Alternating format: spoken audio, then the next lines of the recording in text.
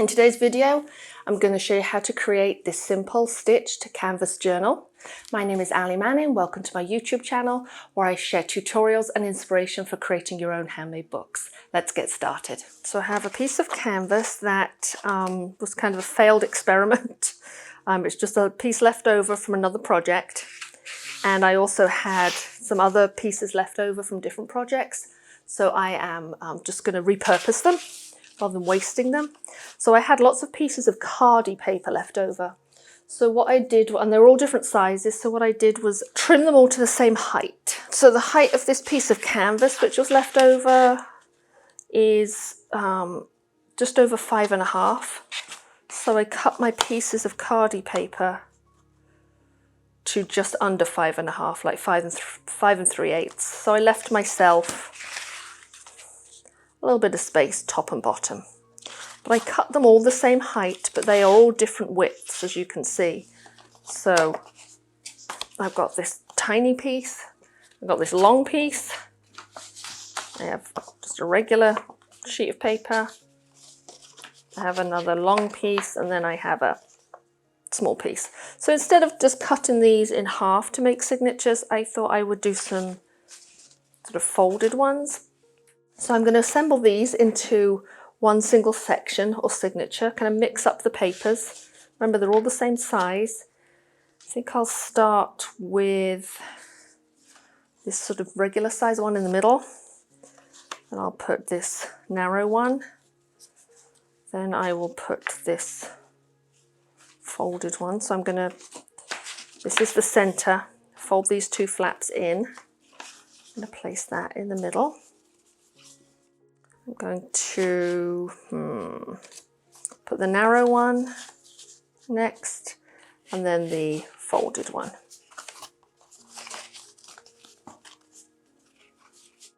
Don't love that. I think I'm going to put the regular size one on the outside. Okay, so here's my signature. Now it's big and chunky, so that's why we're going to score our spine before we do the sewing. So I'm going to clip this together to hold it steady so I remember. I'm going to take this. This is a piece of, I can't even remember what this piece of paper is called. I'll try and link to it below, but again, it was just a scrap left over from a project.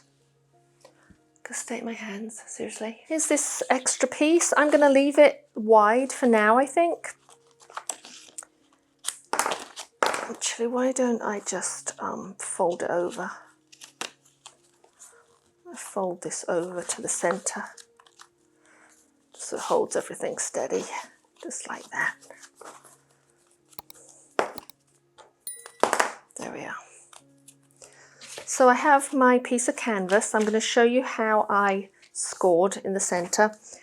This, like I said, is fairly chunky, so I'm going to give myself a 1/2 inch spine. If this was slimmer, I would perhaps do a 1/4 inch wide spine, but I think a 1/2 inch is a good way to go. This one here, I believe is like 5/8. So you could use a quilting ruler, a regular ruler. I happen to have this brass bar, which is 1/2 inch wide. So what I'm going to do is push it up against one edge and then bring the other edge up against that bar and then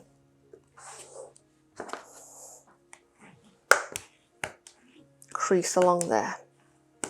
I'm going to flip this around, open it up, put the 1/2 inch bar right there, bring the other edge over.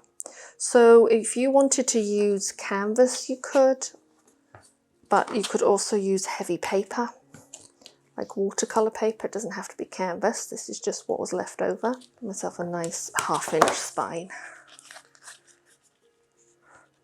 That's how you get that spine in the center.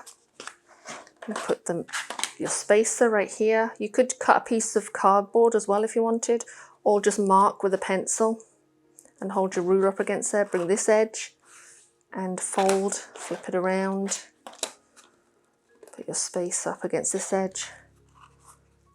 Bring this edge up and press down, and then you'll wind up with that nice spine.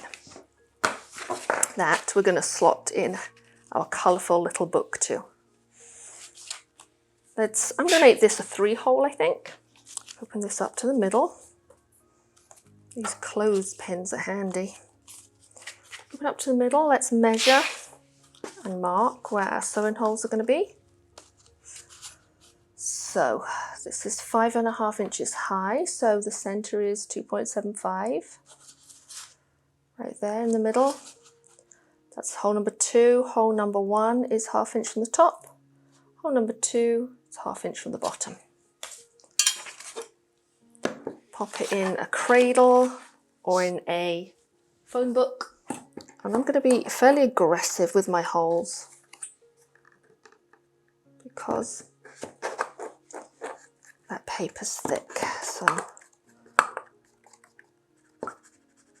making sure they're really big. Put my clip back.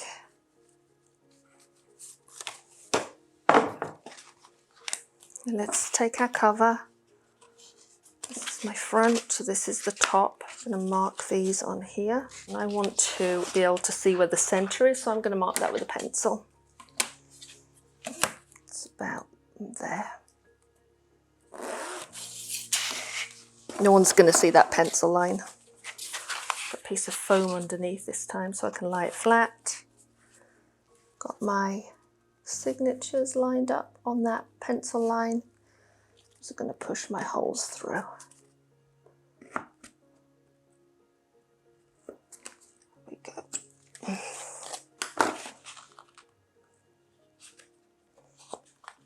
Mind your fingers with this. Okay, let's choose a nice colour thread. I'm going to go with the blue.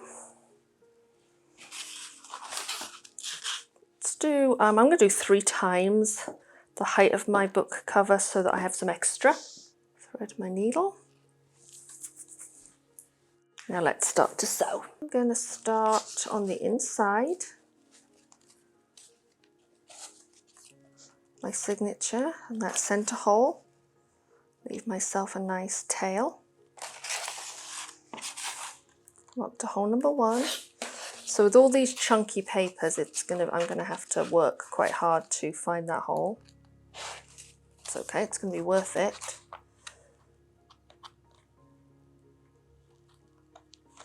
And if I need to push through the hole again, I can do that. There we go, I can see it now.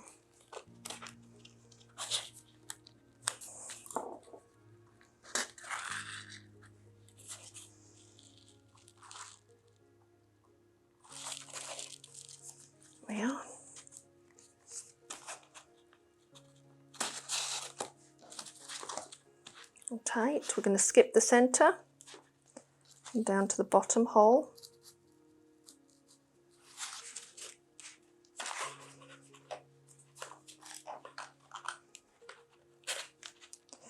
I've got to use a pair of pliers to get it through the canvas.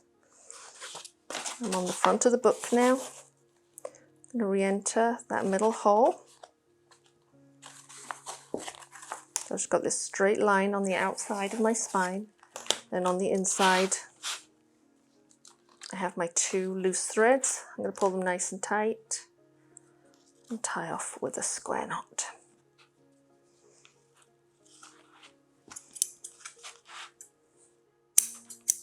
Let's do something about these blue papers. I'm going to fold them inwards.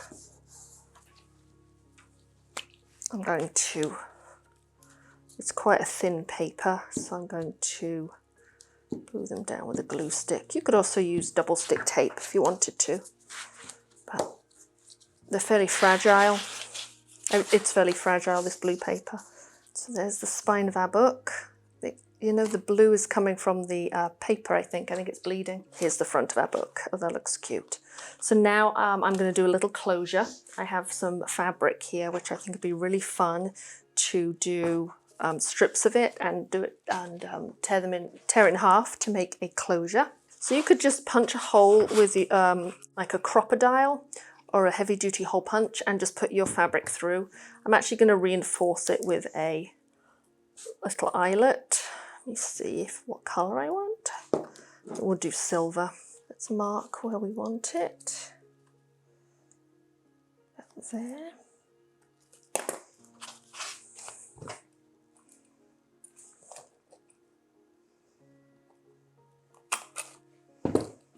You put the eyelet in the hole. And then you have to choose the right setting on the crocodile, which is not always easy. I think I have the right one. Sometimes you have to practice on a piece of paper first just to make sure you've got the right one. Well, we'll see, won't we? Okay, yeah, that's good. So you kind of squish it so this back piece here, sort of neck, is folded over. Let's do the same on the other side, roughly the same spot.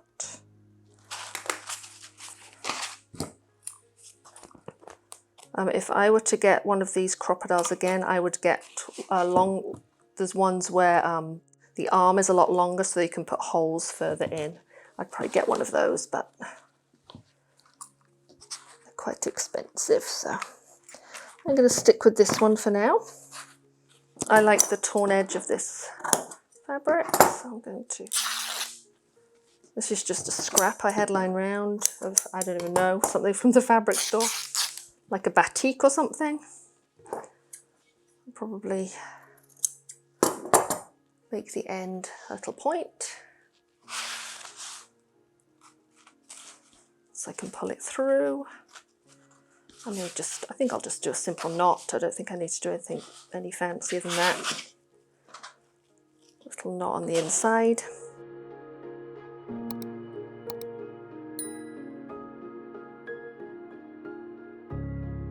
So I added the 2 strips of torn fabric, just tied them through the eyelets to form my closure. I used a Posca paint pen to highlight the stenciled image a little more. I used a typewriter to create this little sentiment right here, create every day, and then I attached it using the sewing machine and black thread. See it on the back there, and then this is what the inside looks like. I've got that nice blue paper that we folded over. I could have just put glue or tape here. We could have made that into a little pocket. And we have our Khadi paper pages inside, ready for some fun art journaling or memory keeping. If you decide to make a book like this, please let us know in the comments and include a link to your Instagram because we would love to take a look at it.